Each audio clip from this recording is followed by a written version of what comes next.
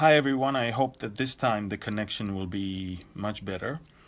I finally landed in Rome and I situated in my hotel, and I'm going to be here to hold a prophecy conference to the small little Calvary Chapel of Rome, and hopefully we're going to start doing that every year because I believe Rome is the epicenter of the European darkness. But I wanted to update you about what is going on right now in Mosul in Iraq, because I believe there's a lot of disinformation regarding that which is going on there, and I wanted also to explain what exactly is going on there, who is attacking Mosul, why, and why right now. This is quite amazing. So first of all, so you understand, Mosul is a city, a very large city in the northern part of Iraq that ISIS took a few years ago, and this is the main capital of ISIS in Iraq. This is like a mini state of ISIS in Iraq. And as I said, both in the prophecy conference that we had in Minnesota, and as I've been saying here for almost forever, nobody touched them. Nobody did anything to them. Nobody wanted to attack and take them seriously. And ISIS, as a Sunni militia, managed to be right there as a state of terrorism without any problem. Out of the blue, just less than 4 weeks before the elections in America, suddenly we see a move to attack Mosul from all sides with a very large ground force that is actually made of so many different fractions and forces. We're talking first about the Iraqi army, which is a completely Shiite army that the Americans armed heavily, and I'm talking about billions of dollars that were invested in the Iraqi army. That army, which Saddam Hussein had, was dismantled, and a new army was built, the new Iraqi army, which is mostly Shiite. Now, remember, the Shiites are minority, and yet now they are making the majority of the army. Now, apart from American ground troops, when we're talking about American boots are on the ground with the Iraqi army, apart from them, we have several Iranian militias. And you need to understand, we're talking about militias that are basically are the proxies of Tehran. These are known as the Al-Khashad al-Shabi, the congregation of the people, and they are extremely violent. Normally what happens is after the army attacks, they let those militias go and do the cleanup operation, just like they did in Ramadi, Tikrit, and Fallujah. The army attacked, and then those militias came in and just slaughtered anyone and whatever was on their way. So apart from them, we also have the PKK, Kurdish organizations coming all the way from the Kurdish underground, and also some Turkmenistanian militias. What we are looking at in Mosul is a mix of probably, I would say, 7 to 8 different fractions that are trying to take over that city.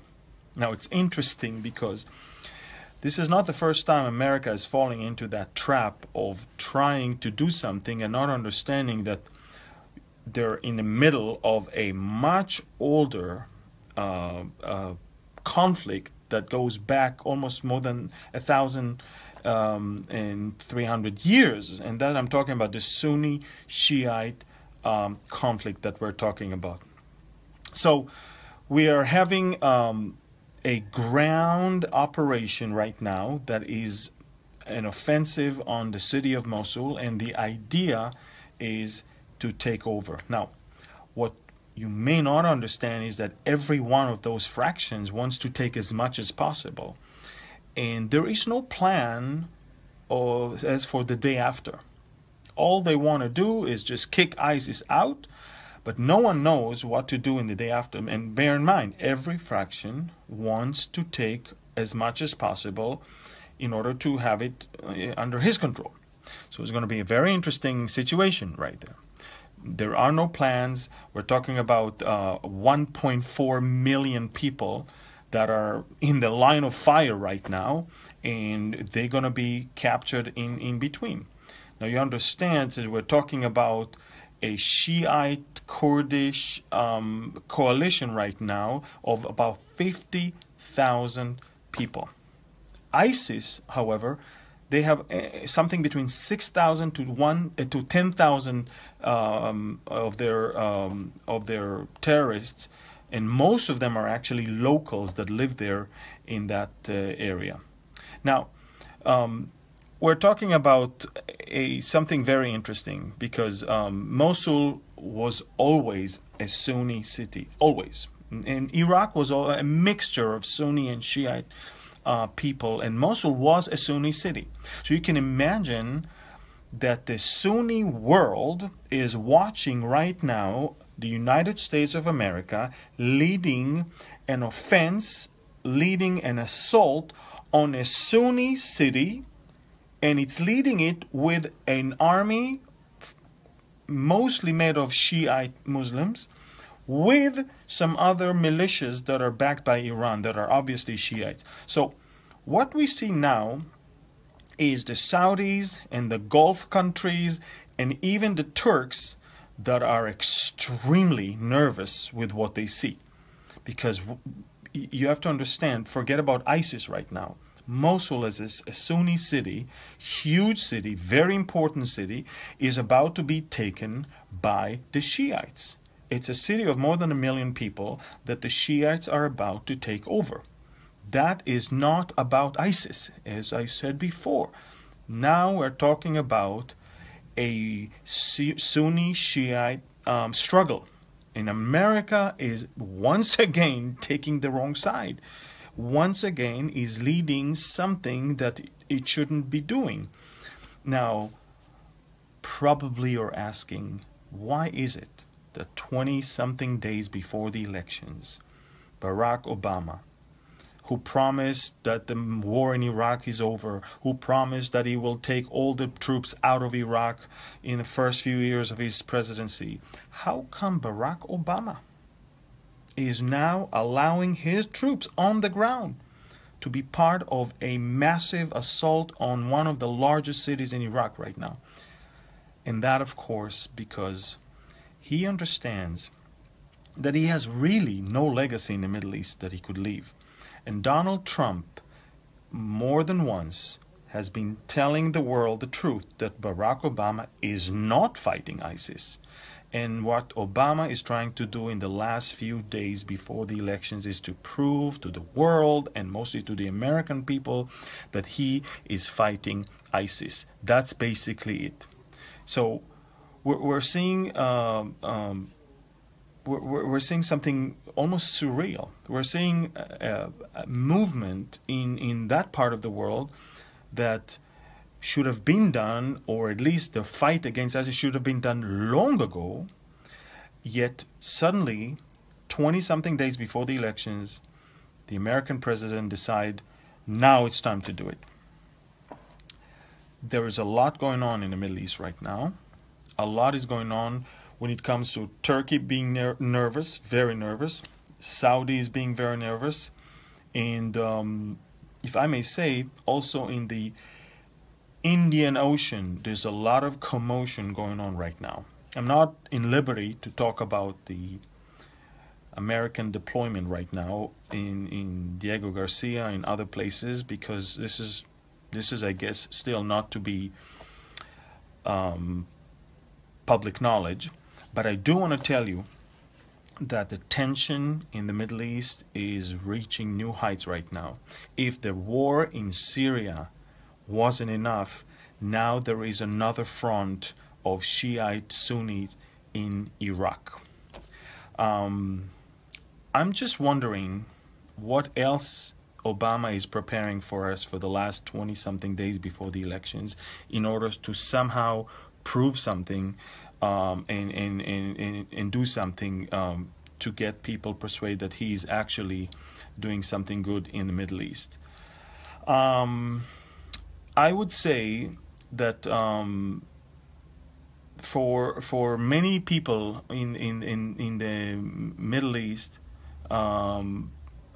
the extermination of ISIS is obviously not really the main thing.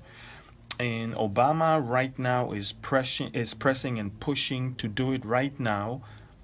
In the last couple days, he's doing more effort to destroy ISIS than in the last entire 4 years of presidency. And you're asking yourself why.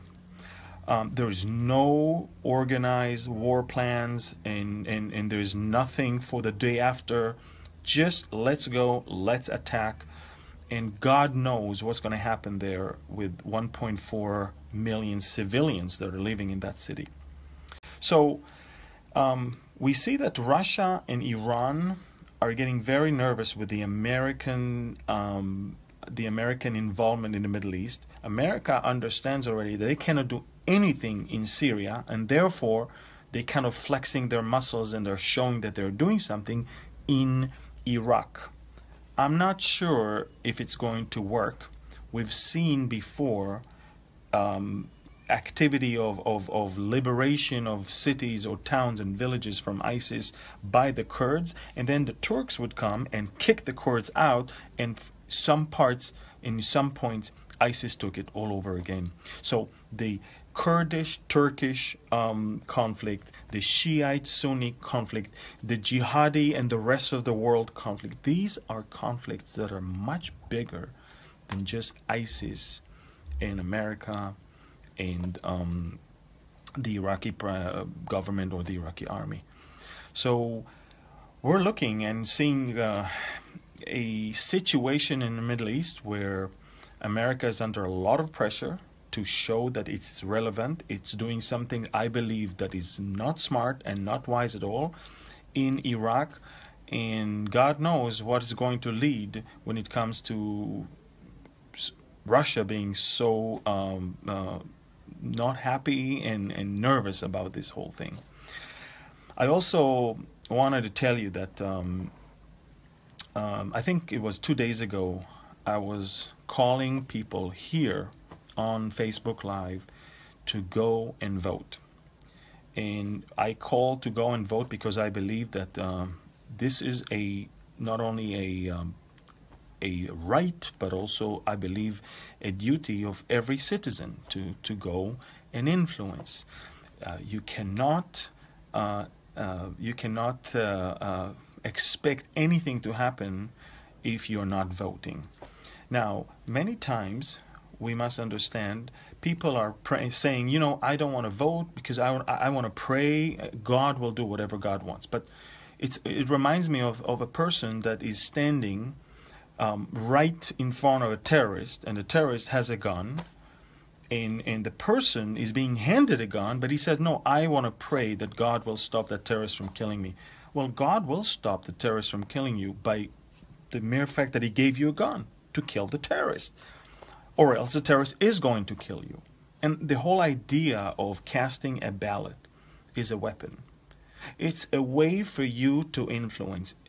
If you want something to happen, then use that weapon that was given to you. Use that tool that was given to you. I don't get the people that already gave up, already decided that defeat has been declared. And from I don't know what people are thinking. This is presidential elections. People are expecting Trump or whoever to have the standards of a pastor or some spiritual leader. These are politicians. What are you expecting them to be? And these politicians are leading countries. I don't believe any of the presidents in the last 60 years was someone who was the most super moral person in the world. But they lead the country, and the way they lead and the way they govern will affect millions of people. And unless people cast ballot and influence, the wrong thing might happen. I believe that God is listening to the prayers of the people and is willing to intervene. But the mean for us to listen to God and do something about it is basically to take the ballot and to vote according to what is more biblical. According to, now, Donald Trump is not biblical, but you don't look at people, you look at platform.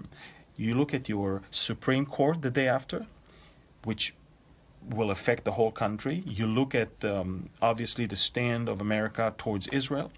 You look at the unborn. You look at the family fabric. These things are biblical.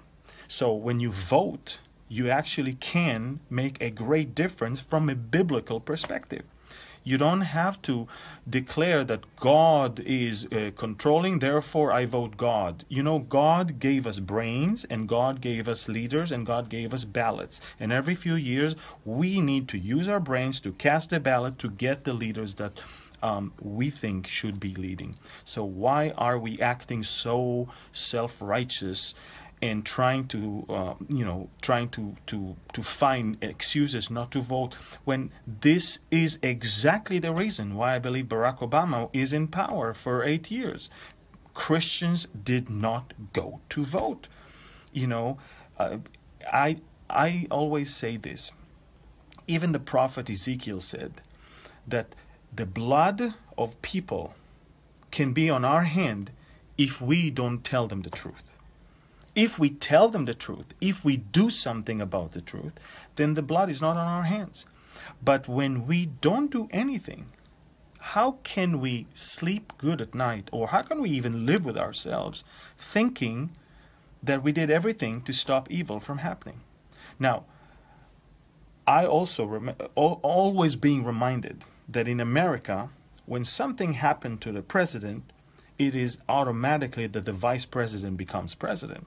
To me, if you don't want to vote for Trump, at least vote for Pence, who is a godly man, who loves the Lord, who is a man of prayer. That is the least you can do. And God forbid, if something happened to a president, you need to think, who is your vice president also that is going to take over the country? So that, as far as the Americans' friends, and some clarifications about the duty, I believe, to vote. But I also want you to understand that the Middle East is really boiling right now. America may not play a significant role in Bible prophecy, but still an American president is governing over more than 300 million people. So you don't have to look at Ezekiel 38 and 39 and say, well, America is not really there, therefore there is no reason for me to vote. What a lame excuse. I mean, 95% of the countries in the world aren't in Ezekiel 38 and 39, so people shouldn't vote. People shouldn't do the right thing. Don't give up right when you need to be the strongest. Don't lift up that white flag of defeat when this is the time to fight. Stronger than ever. I just don't get it. There's a spirit. There is a heavy, heavy spirit of defeat. There is a heavy, heavy spirit of giving up, of self-righteousness that is somewhat afflicting not only the Republican Party, but the entire Christian community in America. And I believe that, you should dust it off, you should shake it off, and just go and vote and do that. And yes, the Middle East is going to become even more and more interesting, and things are going to get to a boiling point. But again, I don't believe Russia is going to attack America. I believe that all that is Russia doing right now is in order to act freely in the Middle East without any American intervention. And they already succeeded. They already made it to that point. So if you're asking me, we see a lot of smokescreen with all that Russia is doing in order for them to operate in the Middle East without any problem. And I believe that right now, if you're asking me, in the next 20-something days, the most bloodiest blood field is actually on the soil of America with the elections. And so there's a battle, and we need to fight, and casting a ballot is a way to fight. It's a way to shoot and also to kill evil, if possible. I may not be popular, and I don't care if I'm popular. I may lose people who might support the ministry or support or follow us online. I don't really care. I don't care if one person follows me or 1 million follow me. I will say the truth, and the truth is very simple. We as believers must do the right thing using our brains and using the tools God gave us in order to elect our leaders. And this is it. It's very simple. And so I hope you will take that message and just send it and share it with as many people as possible, and send it to as many people as possible. The Christian community in America must wake up. It's time to wake up. And your president is doing, some last minute, I believe, desperate moves right now to show that he's relevant and to show that he is doing something. To me, these moves in the Middle East of President Obama right now shows how much the Democrats are in pressure to somehow show that they did something, to show that they left some legacy, because everything they left is so bad, whether it's inside America or outside of America. And they know that the public knows that. They know that the people know that. There is really nothing good that they left. These are the worst 8 years in the history of America, and if I may say, also of America's friends and America's allies in the Middle East and in other parts of the world. So the fact that they're running to do desperate moves right now, and Mosul to me is a desperate move right now, that fact shows me that they know that it's not going to be easy to defeat Donald Trump, and they know how strong he is. Every rally, Trump has tens of thousands of people, where Hillary has a couple hundred, maybe 300-400, many of which are people that are part of the system. And we know that the media, whom I call the Medianites, are on her side. They're pumping stories after stories, but then comes WikiLeaks and just gives us candies after candies after candies of the truth. They're not even saying their opinion. They're just releasing emails, and emails that were written by Hillary's people. Emails that are showing how disrespectful she is towards the black community, how disrespectful she is towards everyone. Even the terrorists in Orlando, they were hoping that he was a white guy. They were hoping that this, so they can once again show that the Islamic community, the Islamic faith is so peaceful. I hope that Americans wake up to understand what's going on in the Middle East and what's going on in America, and will vote accordingly. We, the allies of America, we are standing and we're worried. We are worried and we are praying. I'm telling you the truth. Most of the people I know, they're all praying that Hillary Clinton is not going to go into the White House, simply because it will be the same old of what we had in the last 8 years. And I just don't see how it works. If it failed for 8 years, why would it work with her? It's not enough that she's a woman, like it wasn't enough that Barack Obama was African American. That's not how we vote. That's not how we elect leaders.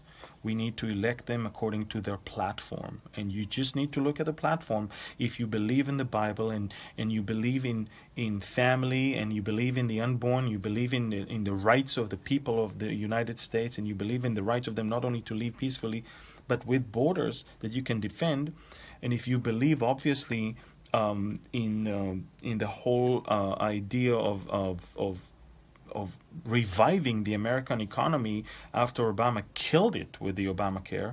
I know of hundreds of businesses that had to close down because they couldn't really pay those fees. And I'm just saying, I'm sure you know what to do. Just shake off that self-righteousness and shake off that, thing as if voting for him is not biblical, and just get your act together and do the right thing. I believe we can do it, and I believe it is within our power. God is giving us a right, and we must exercise that right. And I believe in my country, we always say that it's not just a right, it's a duty. The same way I cannot complain when something happens in the military, because it's a duty. We go and serve. I can never complain about my in my political world, because I'm voting. When you vote, you can't complain. You did something. But and if you don't vote, then nothing that happens had anything to do with you. And you're trying to stay out of it, but that evil that comes in and does so much damage to your country, maybe it's because of you did nothing. Maybe it's because you acted so holy that you left it to the evil ones as a playground. What's wrong with it? I mean, this is absurd, I believe. So let's do the right thing. I'm going to update you again in just a couple of days on what's going on in Syria. Right now, I believe the shift is not in Syria. I mean, the focus is on what's going on in Iraq, and this is why I said what I said about who is attacking, why, and why now. But much is going on also in Syria right now, and we're actually witnessing right now 3 major centers of Shiite-Sunni conflict in our region. We're looking at Aleppo, we're looking at Damascus, and now we're looking at Mosul.